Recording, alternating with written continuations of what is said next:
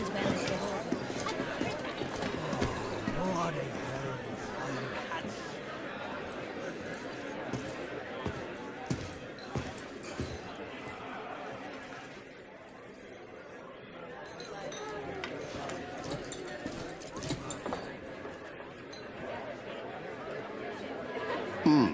Very well.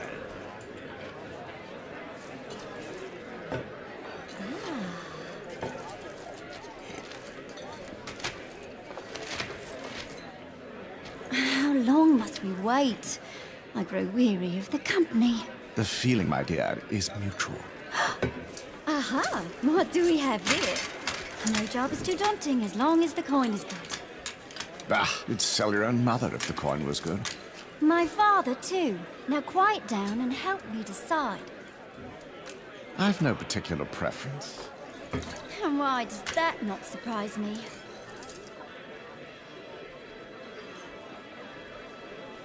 Choose as you will, Midlander. This beast Our in a fate frenzy, the likes I've never seen! Look out! He's right on top of us! Move, lass, move!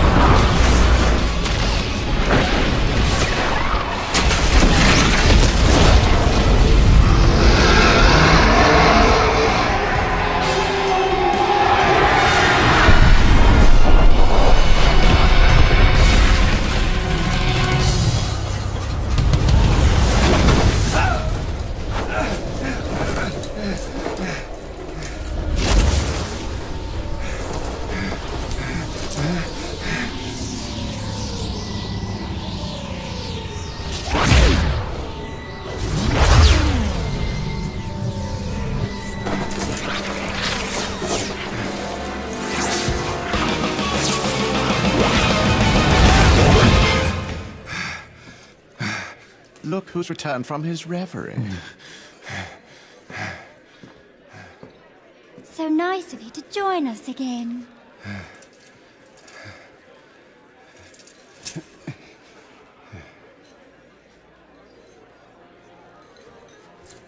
Well, don't keep us in suspense. This one. We'll start with this one. Ah, he speaks. Can we go now?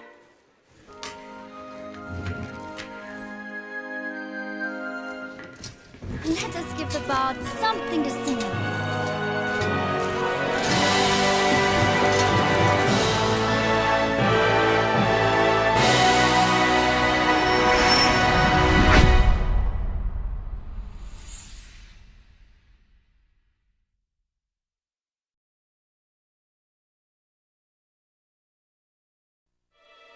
Eorzea, a land embraced by gods and forged by heroes. The bountiful ether that flows through this lush realm has ensured the peace and prosperity of its peoples for generations. But peace was never wont to last.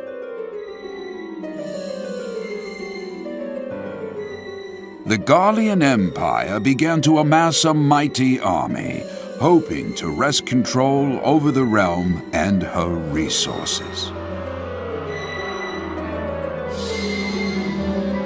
And in the year 1557 of the 6th Astral Era, the Empire's metal-clad warriors commenced their march south. Resistance was mounted, but to little avail, and it was not long before the city-state of Alamigo fell. Unsatisfied with their prize, the Garleans pressed on towards the heart of Eorzea. With their colossal dreadnought, the Agrius, at the fore, the Imperial army arrived at Silvertear Falls, only to find Midgard Zormer, keeper of the lake, awoken from a centuries-long slumber. Nor was he alone.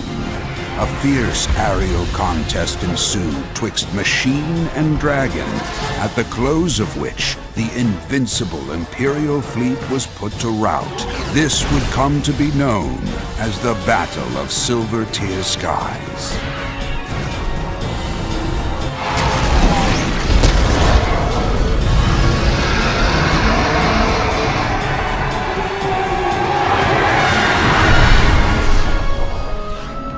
To add to the Garleans' woes, they found that the beast tribes native to Eorzea had somehow regained the ability to summon their long-dormant gods, the Primals. Lacking the means to slay these undying beings, the Empire called a halt to its planned conquest and withdrew behind the walls of Alamigo. And after 5 long years of strife, the flames of war died down, leaving only embers which smoldered quietly as the Garleans licked their wounds and the beast tribes tested the limits of their newfound power. It was thus that Eorzea slipped into the Age of Calm, during which an uneasy peace prevailed. The age, however, was anything but calm. In their wisdom, Eorzea's leaders established a network of guilds for the greater good of the realm. The members of these guilds were to devote themselves to no single material or martial craft, but endeavor to embrace all that they might better serve the realm's immediate need.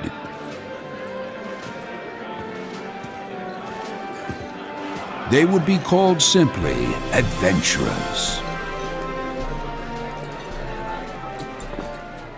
It was not until 1572, 10 summers removed from their defeat at Mor Dona, that the Garleans finally broke their silence. Gaius van Belsar, architect of the fall of Alamigo, was joined then by Nael van Darnus, their legions combining to form a force the like of which Eorzea had never seen. And just as quickly as the conquest had ended, so it began anew.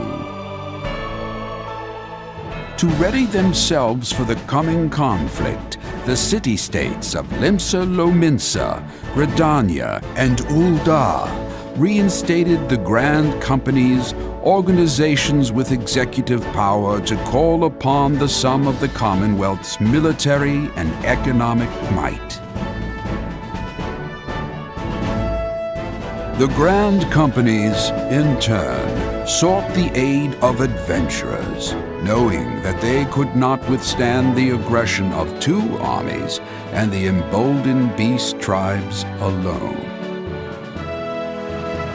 It was around this time that a well-meaning scholar from the city-state of Charlian, one Louisoix Leveileur, bore word to Eorzea's leaders of the advent of a new threat.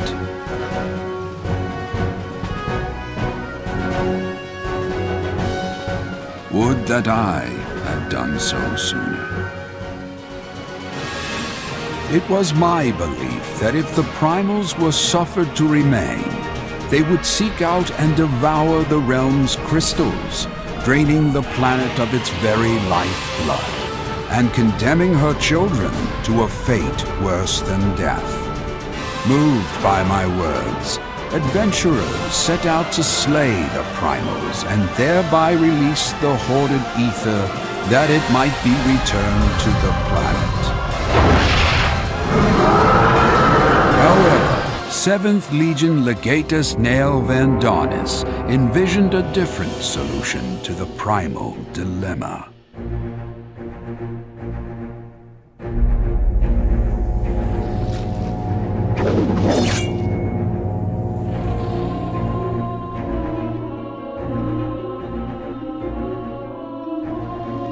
Meteor, a complex scheme employing arcane magics and lost technologies to summon the planet's lesser moon down to Eorzea with the aim of annihilating all the realm in one fell stroke. Dalamud, as the celestial body was commonly known, was discovered to be a machine launched into the planet's orbit by the lost Allagan Empire several millennia before. To aid them in tackling this new threat, the Grand Companies turned to the talents of Master Engineer and Garlean defector Sid Garland. But while we scrambled to fathom the workings of Vandonis' plan, its wheels were already in motion. A massive fortress dubbed Castrum Novum now stood at the heart of Eorzea, defending a transmitter which would be used to call down Dalamud. The Grand Companies independently strove to destroy the outpost, but each was forced to concede that no single city-state possessed sufficient strength to breach its iron walls. Now recognizing the futility of standing alone against such a threat, the companies put aside their differences and consolidated their forces under the banner of the Eorzean Alliance.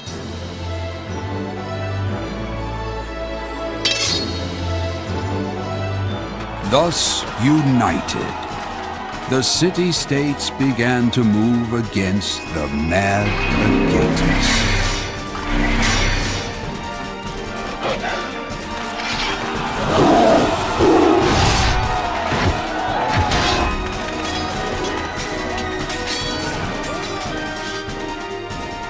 At the behest of this new confederation, adventurers from across the realm infiltrated Castrum Novum, located the heavily guarded transmitter, and destroyed it.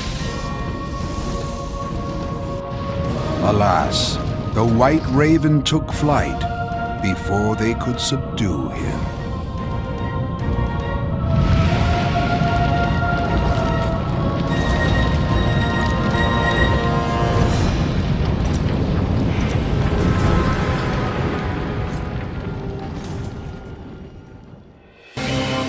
Worse, his twisted game was still afoot. Applying ill-gotten knowledge, he activated a second signal from beneath Kurthus, a signal so powerful it fractured the land, hurling vast boulders into the air where they remained suspended.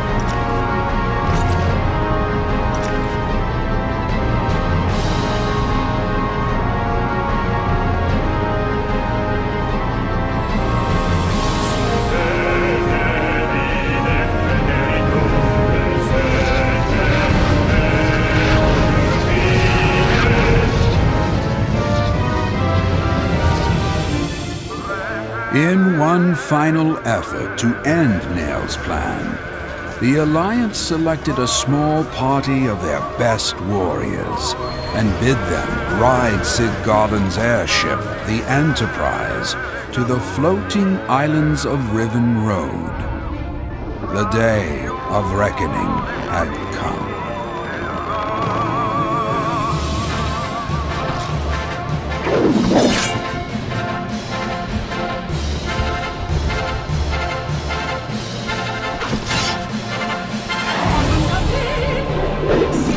As if foretold, the chosen few succeeded in slaying the White Raven.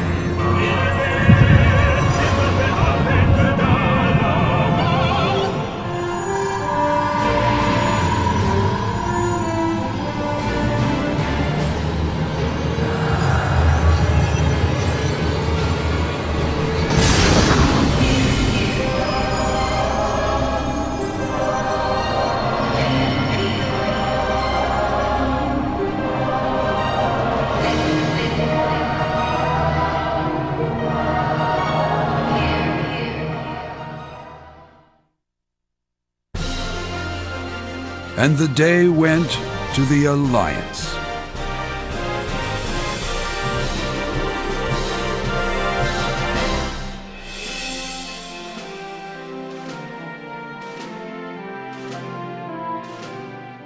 But the celebration proved short-lived, as it soon became clear that Vandonis' death had not served to slow Dalamud's descent. Impact was imminent. The 7th Umbral Era was about to begin. An age of suffering. No course remained, save one.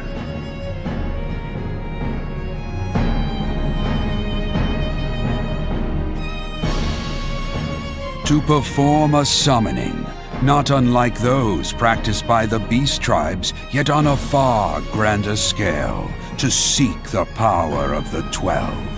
The price of such a deed would be great, and could have grave consequences for the planet, but the Alliance could not deny my reasoning. It was the only way. In preparation, I entreated the realm's adventurers to pray at holy monuments, in hopes that their prayers might stir the slumbering gods. I, meanwhile, proceeded to the Carteneau plains, where Dalamud was predicted to fall, and began the rite. The 7th Legion, oblivious to their fallen leader's dark intentions, had also begun gathering in central Eorzea. Ordered to defend the area with their lives, they fought not knowing that victory would bring them death as assuredly as defeat. And amid the ensuing carnage, the curtain began to rise upon the 7th Umbral Era.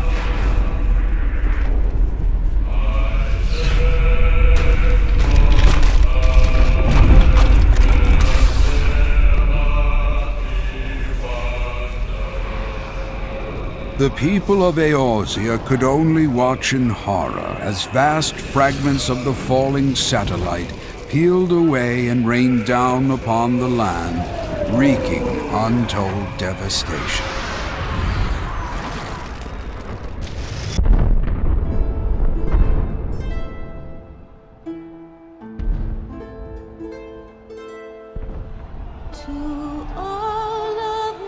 At Carteneau, both sides fought with a frenzy unmatched, neither giving the other any ground.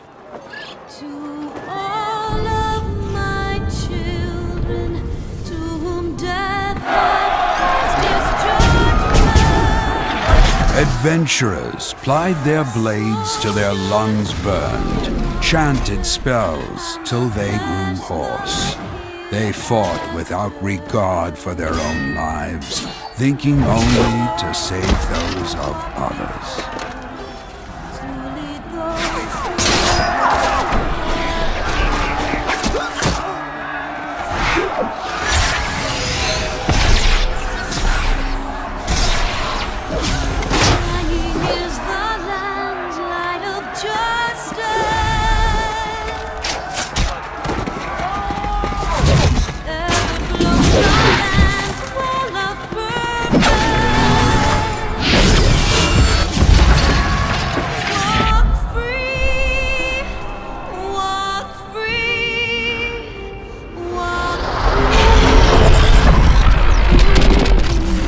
But it was all for naught.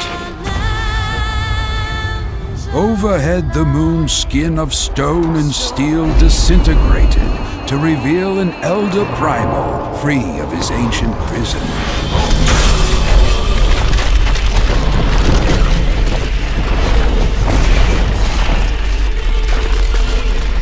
A great roar announced the completion of Bahamut's metamorphosis. Bahamut had awoken.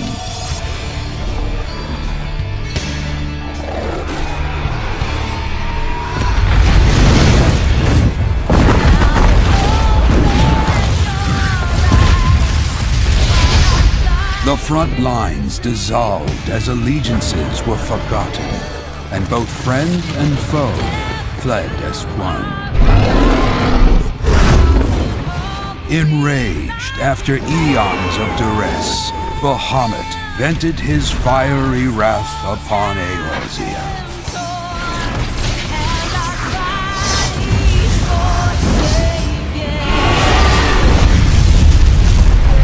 And despair gripped the realm.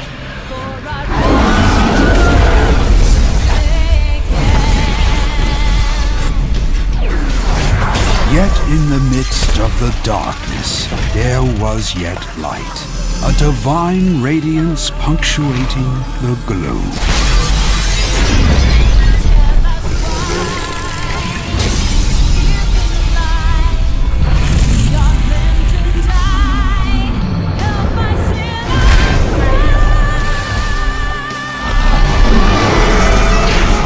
Manifestation of the prayers of 1,000,000 souls beseeching the 12 for one thing: salvation.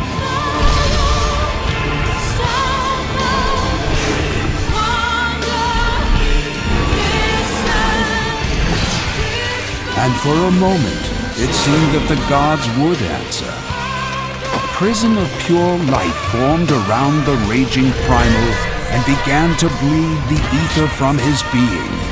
Alas, the wrath of Bahamut could not long be contained. My plan had failed, yet I could not allow those few heroes who still fought for me to pay the price of my failure.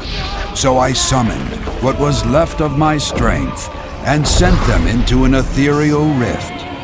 There they would remain, untouched by the passing of the seasons, until it was safe to return.